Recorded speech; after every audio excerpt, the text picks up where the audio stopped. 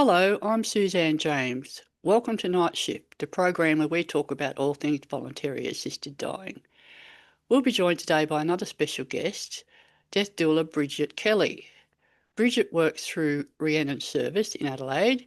You can find them at rhiannon.com.au, where she aims to improve end-of-life services and end-of-life quality, including for aged people. And she's here to also talk to us about her experience with the Voluntary Assisted Dying program. She joins us now from Adelaide. Bridget, welcome. Thank you, Suzanne. Hi. Thank you so much for joining us. Now, tell me how you got into this line of work in the first place, because it's becoming quite a popular choice for people that feel the caring role is a calling. Talk to us about how you got into it and how you ended up doing it as a service. Yeah, well, I feel like it's a calling for me too, but I feel like I probably wouldn't have had that calling if it wasn't for things that had happened throughout my life. I had cancer a couple of times by the time I was 40, and that certainly made me think about my own mortality and also to see some of the gaps in the health system when going through cancer treatment. And my mum died suddenly when I was about 26. And so going through that loss and that grief uh, was very unexpected. And I really had no resources to draw on, although I was very well supported by some wonderful family and friends. But it really made me think a lot about loss and grief and really, I guess, how our society could do death and dying differently as well. And I've had a lot of caring in my life as well, both in a professional way and in a personal way. And so, as a carer, seeing some of the gaps that carers have in the support that they receive, but also from the consumer perspective of the aged care system and the healthcare system, really made me feel like someone like me who had a bit of an inside knowledge and feelings about these things would be a good person to go into to this kind of work. It's very difficult to negotiate some of these end-of-life service and service providers, and I'll ask you the same question I asked Shannon Beresford recently, one of your fellow doulas. What sort of Mm. reception do you get from service providers when you're trying to liaise on behalf of clients? Do you find that it's an accepted line of work now? Look, I think it's definitely changing all the time. And so when I first started doing this a few years ago, a lot of people still hadn't heard the word end of life doula or death doula, and a lot of people were still, I guess, a bit suspicious about it. And uh, wondered where it would fit in really. And there's still a degree of that, particularly I think in say aged care, where there's a lot of compliance that people need to fit into, and these funding models and that kind of thing. And people are still working out how the services that we provide can actually fit into those models. And obviously we're supporting people who are very vulnerable. So people want to make sure that the right people are supporting the right people in the right way. All that being the case, do you have a qualification or accreditation process that doulas go through? What sort of training did you undertake, Bridget? Well, I did training with an organisation called Preparing the Way, and Preparing the Way actually offer a number of different courses for end of life doula training, starting with some very basic things for people who are perhaps just wanting to find out a little bit more about end of life support, maybe not even to go into it professionally, maybe just so that they can support themselves or a family member better. But in the last couple of years, Preparing the Way have actually been running a Certificate 4 course in end of life doula.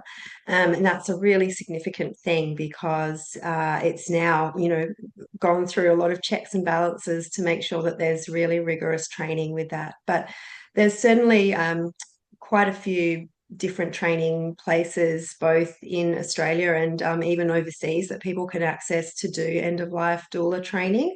And everybody has a bit of a different experience. So there's not an actual minimum requirement at this stage. But I think as it becomes more well known, and I think everybody's aware that there are a lot of gaps both currently and projected into the future in the healthcare system and in the aged care system and in palliative care. So we need that workforce of people that actually have that death literacy and that can support people at the end of life. And so there's a lot of options for training. But yes, at this stage, there's not really a minimum. But I should say that so I did a couple of different courses with Preparing the Way.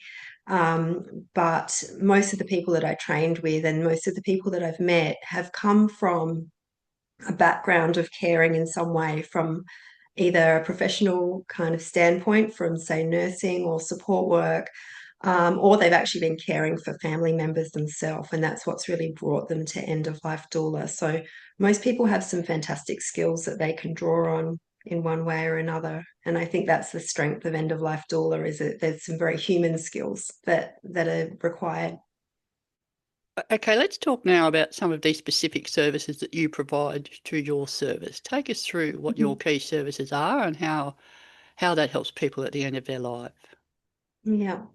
Well, I guess I should mention that I'm also a recreational therapist, and a big part of my business is about recreational therapy, which to me that's all about quality of life. And I don't see a difference between supporting somebody with quality of life and also with end of life. So sometimes the services that I provide are more around the quality of life and recreational therapy side of things. And I've got a little obsession with storytelling that's a part of that as well.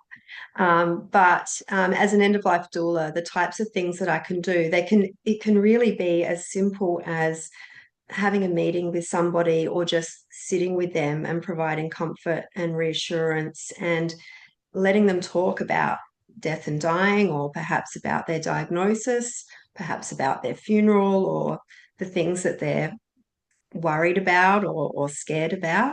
And that can be sometimes as simple as it is, and other times it can be as comprehensive as providing all kinds of practical and emotional support. So that might be things like doing funeral planning, supporting with the creation of legacy items, helping to advocate to service providers or to family, helping to communicate or liaise with the various people that are involved in a person's care, sitting with somebody as they are dying, or supporting a family to perhaps take care of a person's body after death, referral to other services.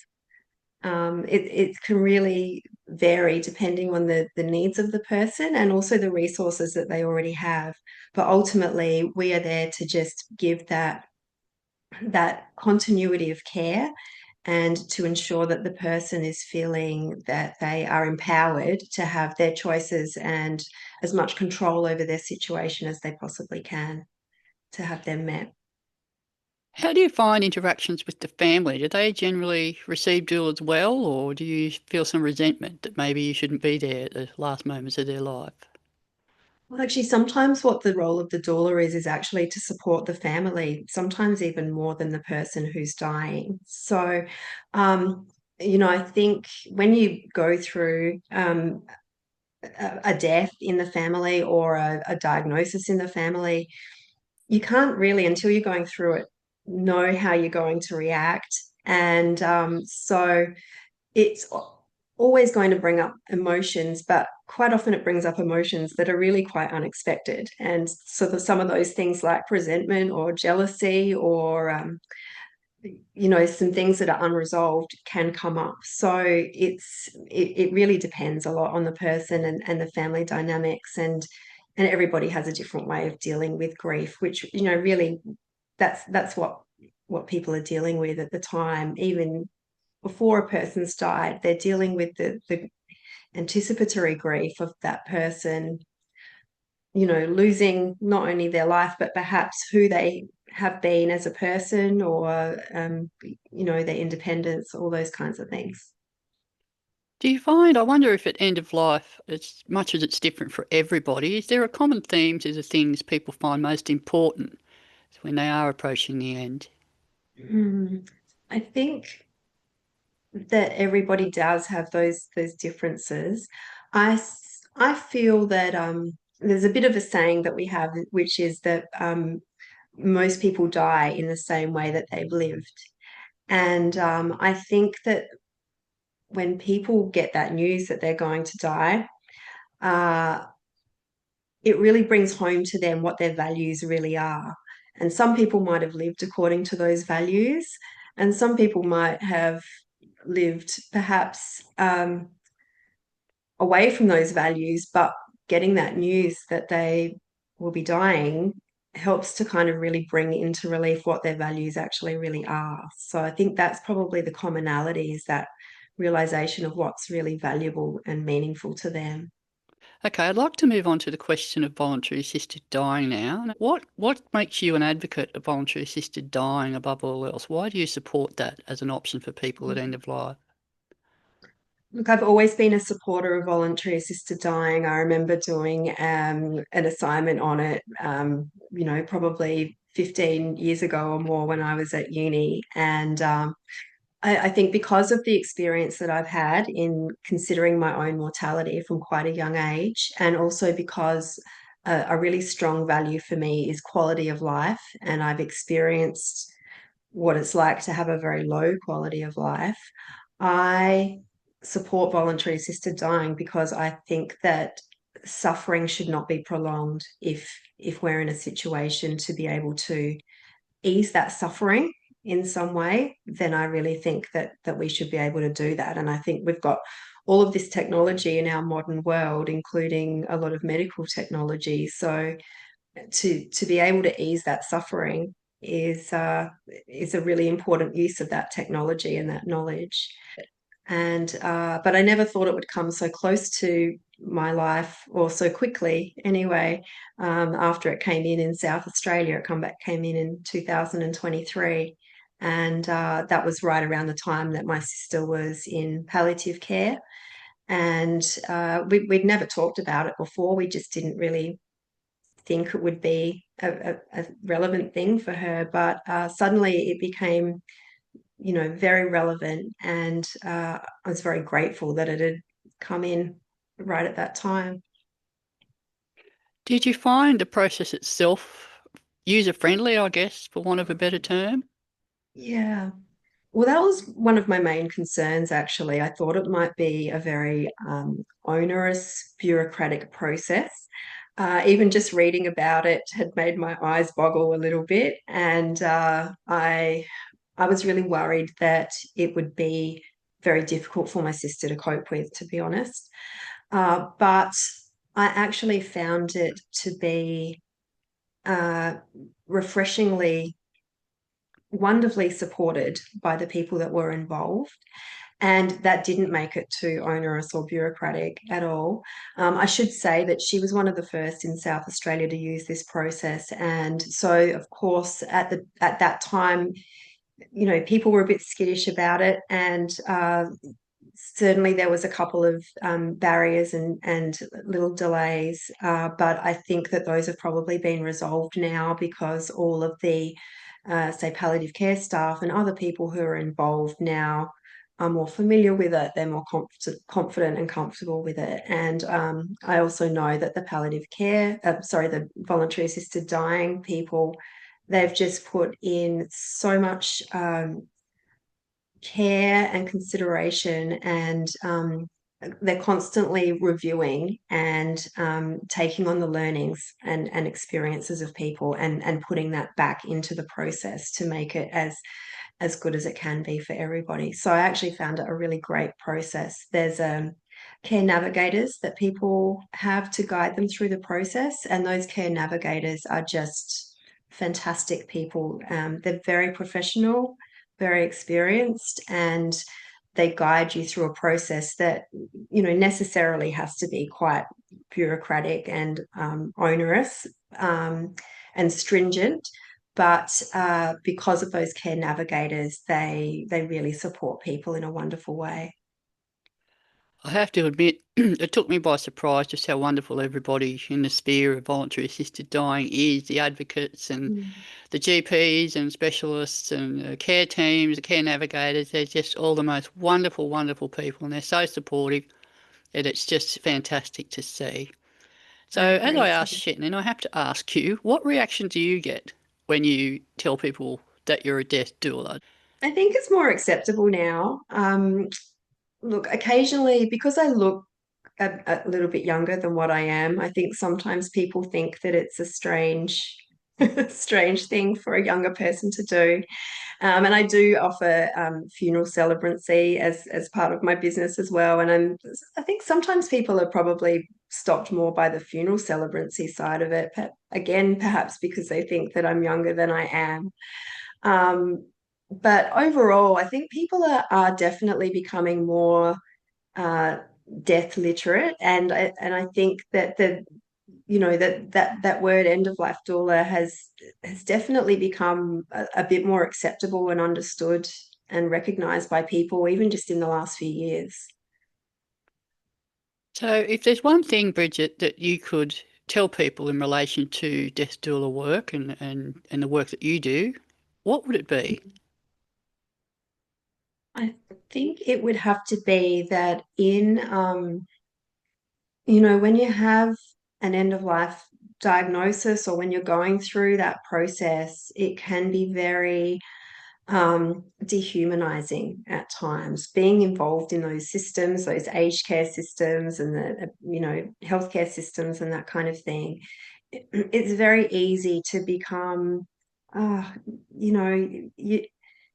as wonderful as the people are, you can sometimes feel like a bit of a number, and there's a lot of tick boxes. And for me, I feel like people just want to be treated like a human being, and they want that continuity of care, and they want their life story to be acknowledged and valued and treasured. And that is what I see the value of an end of life doula to be, that person who's just an anchor of humanity in that world, which can of treatment and medical appointments and all these people coming in and out of your life. Sometimes you just need that anchor. So I think that's what I would like people to understand, that that's what an end of life doula really is. So, if people did want to contact you and make contact in relation to your service, Bridget, what's the best way for them to do that? Yeah, so I am on social media with Facebook and Instagram, but I've got my website that you mentioned, www.rianneservice.com.au. And there's a contact page on there as well, and other contact details if you want to get in touch in some other way. Bridget, it's been an absolute pleasure speaking with you today. Thank you so much for joining us. Thanks for having me, Suzanne. It's been great. That was Bridget Kelly, death doula from South Australia, talking to us some more about the wonderful, supportive end of life work that doulas do. You've been listening to Night Shift. Thank you for joining us. I'm Suzanne James.